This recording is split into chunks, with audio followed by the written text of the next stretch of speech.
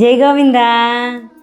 శ్యామల వాళ్ళ ఆయనతో ఇలా అంటుంది, ఏమండోయ్ ఆన్లైన్లో యోగా నేర్పిస్తున్నారండి, బ్రీతింగ్ ఎక్సర్సైజులు కూడా నేర్పిస్తున్నారండి, నేను జాయిన్ అవుతానండి.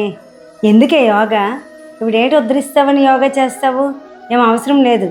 ఆ 3000 4000 తగలేసి యోగా నేర్చకపోతే కాదా అని అంటాడు.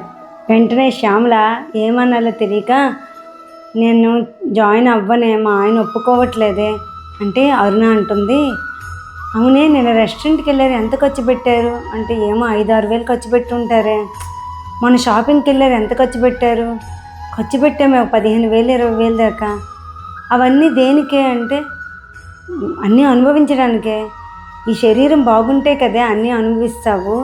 శరీరానికి నువ్వు పట్టించుకోకుండా, శ్రద్ధ పెట్టకుండా, ఆ ఫుడ్ హ్యాబిట్స్ మార్చుకోకుండా అవన్నీ కొంటే నీకేం లాభం వస్తుంది? ఆ ఖర్చు పెట్టేదేదో నీ శరీరానికి ఖర్చు పెట్టుకుంటే హాస్పిటల్కి వచ్చి అనేది తగ్గుతుంది కదా, ఎంత హ్యాపీగా ఉంటావు కదా. ఎప్పటికే మీకు అర్థమవుతుంది, బుద్ధి అనేది ఎప్పుడు మార్చుకుంటారని అరుణ కోపం అవుతుంది.